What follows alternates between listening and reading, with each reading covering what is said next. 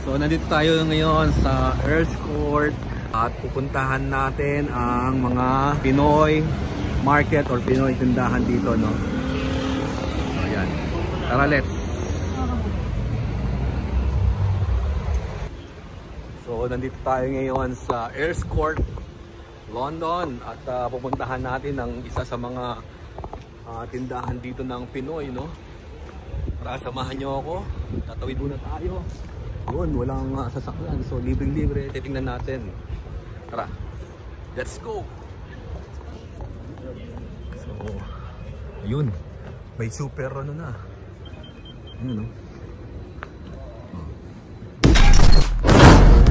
Ang pangalan nun to? Ayun, no? Filipino store. Ayun, no?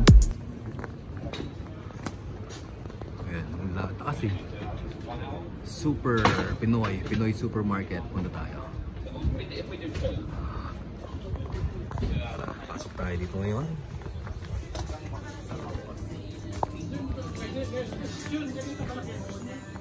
May walang maliit? Laki yan. Hapon po, maganda. Yan o. No, lihiya. Meron po tayo dito sa tindahan ng Pinoy. Oh. Ayan, makikita po natin dito.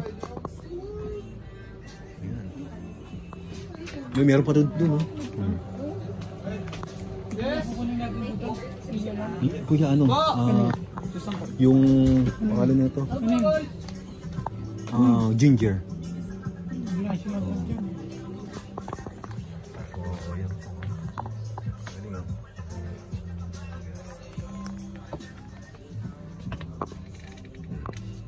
May mga bagoong. May mga skyflakes. Hanggang sa baba, meron pala ito, oh. Tingnan natin ng produktong Pinoy. May mga dried fish, dried anchovy. Yung mga katuwa, ano? Ayan. Hello po. Ayan, may mga Pilipino. May ano ng soba, oh. Frozen. Grated coconut, sinayad manok. Produktong Pinoy. Dry yan to. Laing, taro leaves.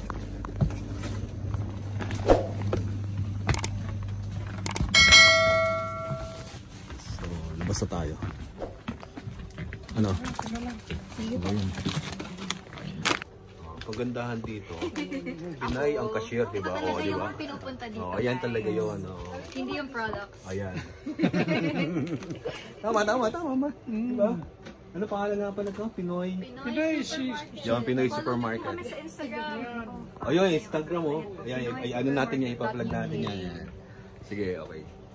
Ano dito? Follow ko Kukukulit po. Yan, oh, diba? Kukukulit. Oh, ayan. Ayun, meron sila sa Instagram, oh. Ayan, oh. So, pakipollow nyo na po. Yan po si ma'am. Ang nagagandang cashier. Instagram. Ayan, Instagram. Mika Angela. Ayan, Mika Angela. Kailangan niyo po yung resibo? Oo. Opo. Ay, may mga ano din peche, eh. Diba?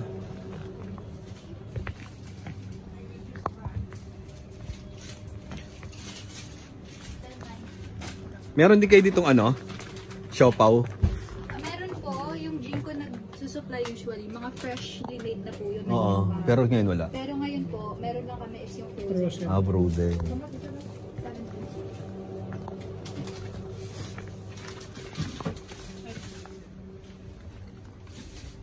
May mga panghalo-halo rito. Di ba? Saan ka pa? Para kang nasa Pilipinas din. No.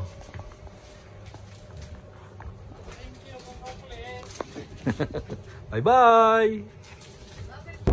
Dito, meron din po rin silang binibenta mga box, sample box, air cargo, no? Makikita nyo dyan sa nakasulat naman kung ano yung promo nila. Diba? Pangalan pa lang, Tagalog na, Manila Cruz. So, let's go!